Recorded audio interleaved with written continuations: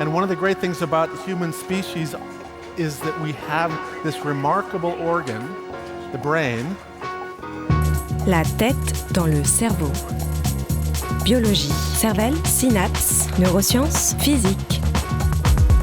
The human brain really is the most unique gift of our species. Avec Christophe Rodeau. Le contact peau à peau entre un bébé et sa mère pourrait modifier le traitement de l'information douloureuse dans le cerveau et ainsi l'atténuer. La tête dans le cerveau.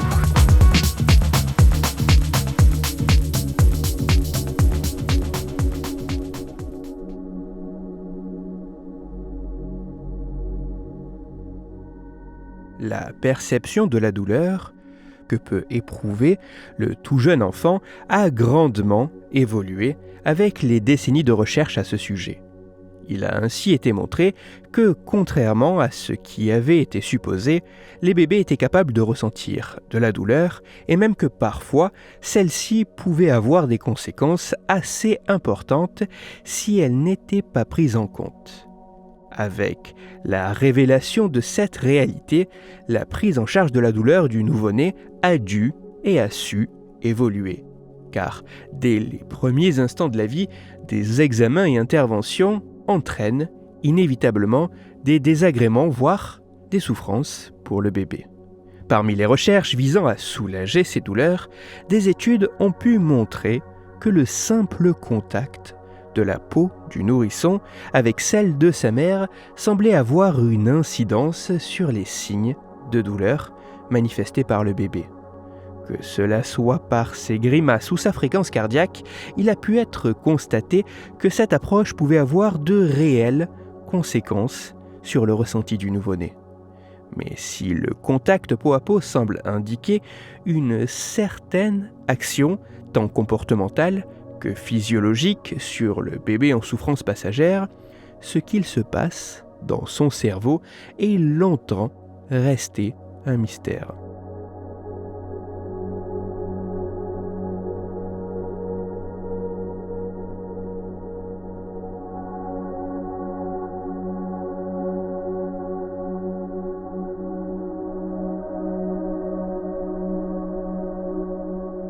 Afin d'essayer de comprendre un peu mieux comment le simple contact de la peau d'un bébé avec celle de sa mère lors d'un acte engendrant de la souffrance pouvait impacter le fonctionnement du cerveau du nourrisson, des chercheurs de l'University College de Londres et de l'Université York de Toronto ont récemment réalisé une étude scientifique. Je tiens tout de suite à vous rassurer, certes, dans cette étude, des bébés ont souffert, mais ce n'était absolument pas dans le but de faire avancer la connaissance, ou en tout cas pas directement. Non, les chercheurs ont simplement profité d'un examen douloureux fait de manière routinière chez les nouveau-nés pour étudier les modulations possibles de cette souffrance au niveau du cerveau de ces petits êtres. En effet, dans les jours suivant la naissance, une petite incision est réalisée sur le talon du bébé afin de récupérer quelques gouttes de sang, permettant de réaliser le test dit de Guthrie, qui a pour objectif d'effectuer le diagnostic de pathologies souvent graves et rares. C'est au moment de la survenue de ce test que les scientifiques ont étudié comment l'information douloureuse était traitée au niveau du cerveau des bébés. Dans le détail, les chercheurs ont mesuré l'activité électroencéphalographique de 27 nouveau-nés durant cet examen. Mais chacun des nourrissons ne passait pas le test dans les mêmes conditions. Alors qu'un tiers des bébés passaient ce test douloureux, seuls, emmaillotés dans leur lit ou couveuse, un autre tiers subissait le test dans les bras de leur mère, mais entièrement habillés, de sorte que leur peau ne soit pas en contact. Et enfin, le dernier tiers des nouveau-nés était en contact peau à peau avec leur mère au cours du test.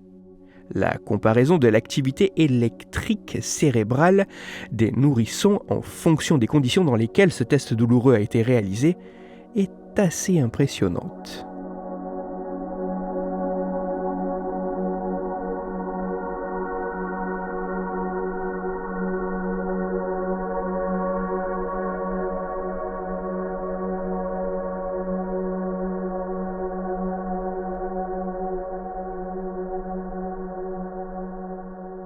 La comparaison de l'activité électrique du cerveau des bébés permet de révéler des différences en fonction des conditions dans lesquelles le test douloureux a été réalisé.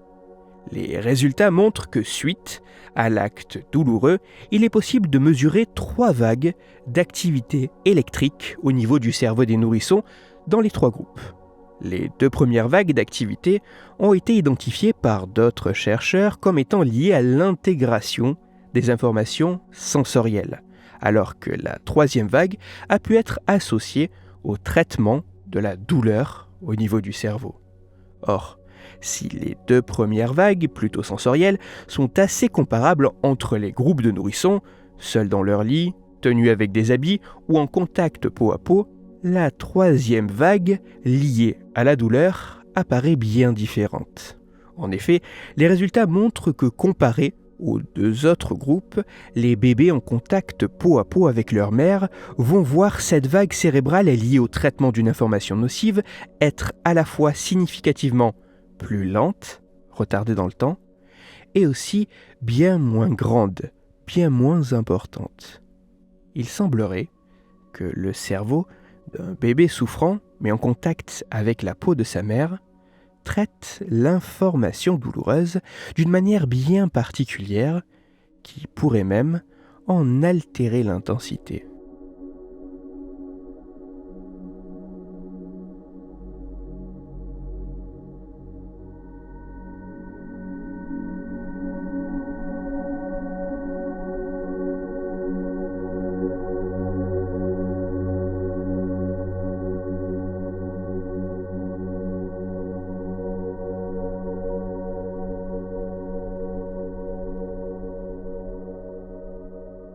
La douleur peut se définir comme une expérience sensorielle et émotionnelle désagréable associée à une lésion réelle ou potentielle, passagère ou durable.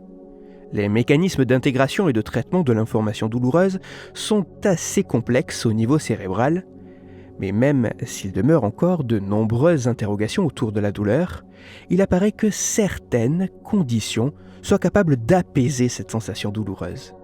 C'est notamment ce qu'il semble se passer chez le tout jeune bébé lorsqu'il se trouve en contact direct, sa peau, contre celle de sa mère. Dans cette situation particulière, son cerveau ne traiterait plus tout à fait la douleur de la même façon et pourrait en diminuer l'intensité. Notre peau est le plus grand de nos organes sensoriels et son lien avec le cerveau recèle encore de nombreux mystères qui pourraient bien bouleverser la prise en charge de la douleur.